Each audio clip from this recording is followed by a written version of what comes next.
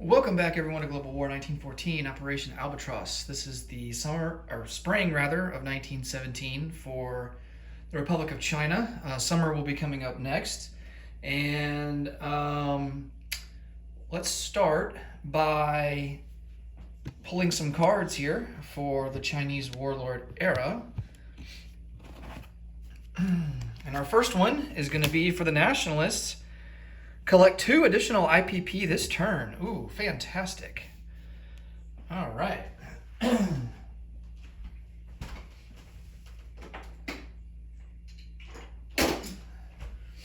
So that will give us a total of $10 to spend, or $5 to spend instead of 3. Next card, Xinjiang, add 1 infantry to any territory. And so that's the blue guys way over here in the western desert of China. 1 infantry, I think we're going to place him into Singhai. All right. And then our final card.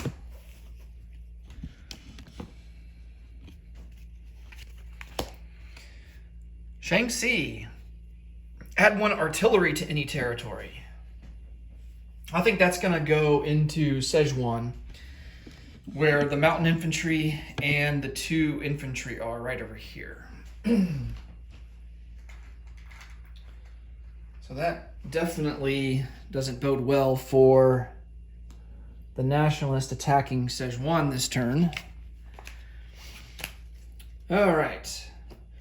But I think, as the nationalists, we probably want to focus on getting our territory that we lost here. So, see if we can't do that this turn.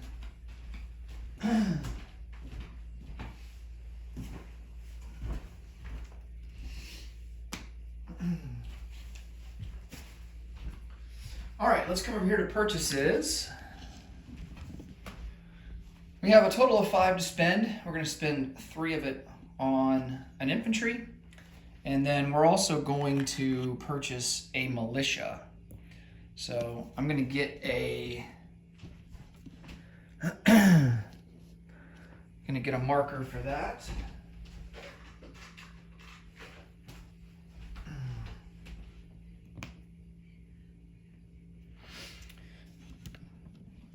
All right.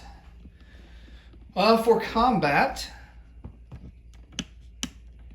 let's see what we can do here. I'm going to take 2 artillery from Shantung, 2 infantry, 2 cavalry, and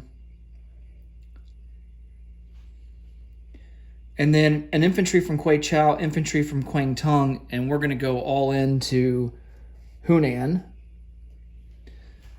So I'm going to get these on the board. Now, the 2 infantry coming from Quaichao and Kwangtung, they're going to suffer a river crossing, but everyone else, there's no terrain penalty.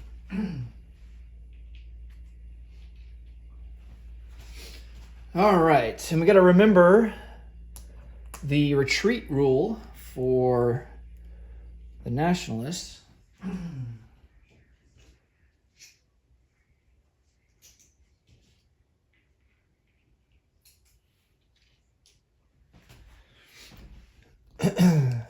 2 infantry, 2 cavalry. We're going to pair the cavalry with the artillery. Yeah. And so they're going to be boosted to a 4. And then we have 2 infantry at a 2. Okay, so here's what it's looking like. 2 infantry to 1, 2 infantry to 2, 2 cavalry at a 4, paired with 2 artillery at a 4. And then they've got 1 artillery at a 4, 2 infantry at a 4. All right, we'll do the first strikes first for the artillery.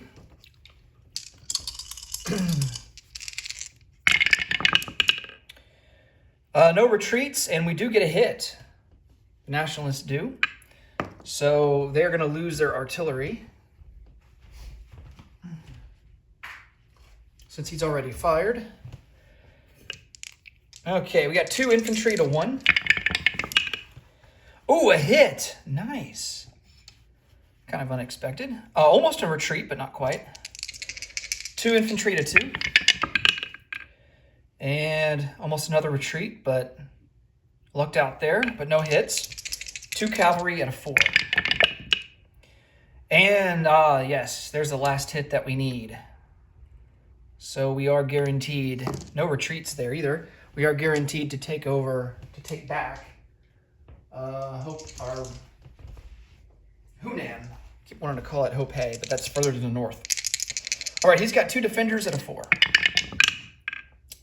And he does get a hit, so we will lose an infantry.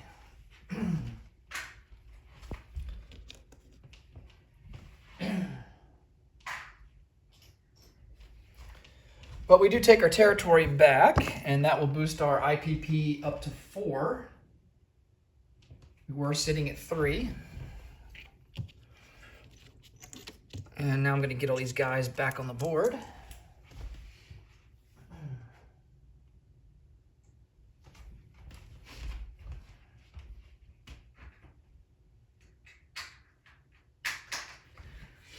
Well, it's about time that the tides have turned in China, because it's been a rough start for the nationalists.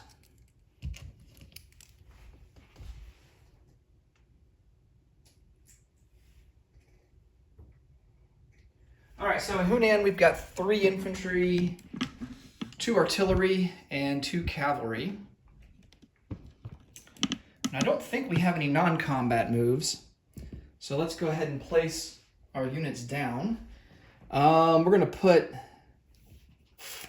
we're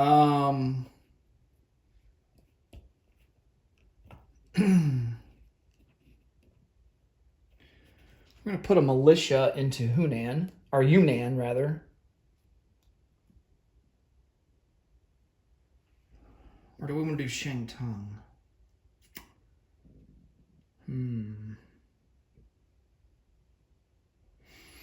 Let's put the militia into Shangtung.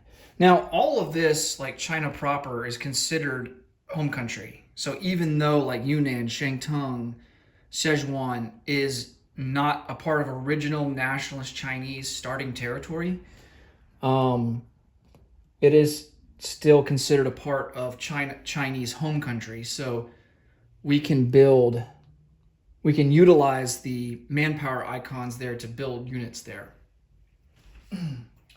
Then we have an infantry to place down, and I think I kind of want to put them into Shangtung because that's kind of a center for giving us options to go north or west. But if there happens to be a card where the blue guy up here has to attack a nationalist territory, we're kind of exposed here in Yunnan. So I think I'm going to place the infantry in Yunnan. And we got manpower icon of 2. Okay. So our income is sitting at 4. We spent all the money that we had in the bank, and we will collect 4 for next turn.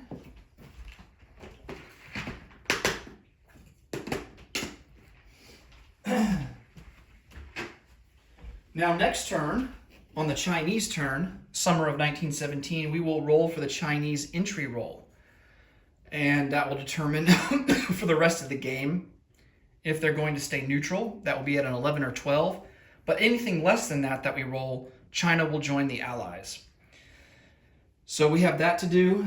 But like I said, not until China's turn coming up next turn. So all we have left to do is to do random events for the summer of 1917. Here is the West. That is a 2.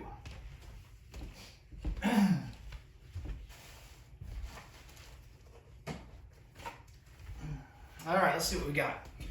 British labor strikes. Britain pays 3 IPP to the bank.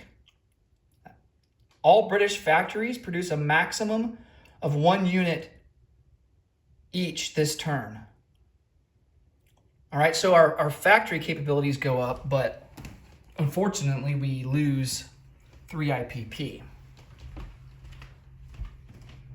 All right, so Britain has, I think Britain can afford it. They've got 51 in the bank. So that's going to put them down to 48.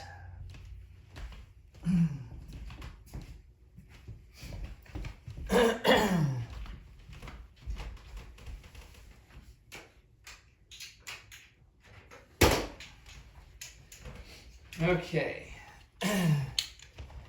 Now let's roll for the East.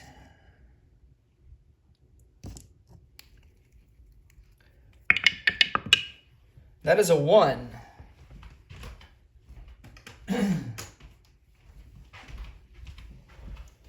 All right, Selective Service Act. All USA infantry costs 2 IPP this turn only. USA may choose to advance any one technology by 1 stage. Wow, that is really good for the US. All right, so I'm going to have to make a note that the USA infantry costs 2 IPP.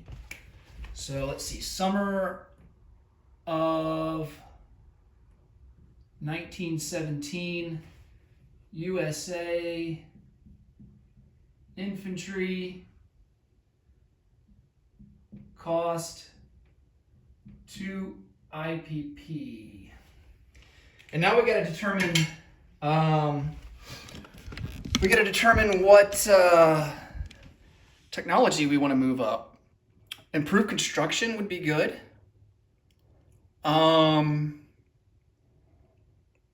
Defense in depth, but because we're not at war yet, I think it's not pressing. And construction would be really good, though. I think we might go with that. Wartime economy as well. Ooh, let's see. I think I'm going to go ahead and complete construction. So we're going to move that up to the final stage. And that will allow us to build cheaper facilities and cheaper ships. Or combine ships into 2 stages and pay double the price. So like a dreadnought, for example, wouldn't start at stage 4. We could pay double the price. So I think a dreadnought's like 4, 4, 4, and 4. So we could pay 8 and start it at stage 3. And then the next turn, we could pay another 8 and complete it off entirely. So it would only take 2 stages to complete. So that's pretty handy. Or we can build a dreadnought still in 4 stages, and the cost would be less. So it would be 3, 3, 3, and 3. Or, I mean, we could do 3, 3, and then 8, and finish it off in 3 turns. So you can combine it. You just can't do like a discount and combine the cost in 1 turn. So you can only pick 1 per turn. Choose to do 1 per turn. Okay, so I think that will do it for the spring of 1917. Here's a look at the IPP chart as we end this season. Britain in the lead at 40, Germany at 36, United States at 30, France at 24, Russia at 17. Of course, we're going to be rolling for the Russian Revolution again here in the summer. Austria-Hungary is at 15. Ottomans are at 12. Italians at 8. Japan at 7. And then China at 4. Coming up here in the summer of 1917, we've already done the random events. We're going to have to align. Well, Greece has already been aligned. They've been aligned for quite some time now. But we get to align Siam, and they're going to align to Japan. So that's actually going to boost Japan up to 8 IPP. And, of course, the Chinese entry roll, I've already talked about that. We'll do that on China's turn here at the end of the season. Okay, that will be all for the spring of 1917. I will see you guys in the summer, starting out with Germany. Thanks so much for watching. Until next time, take it easy. Bye for now.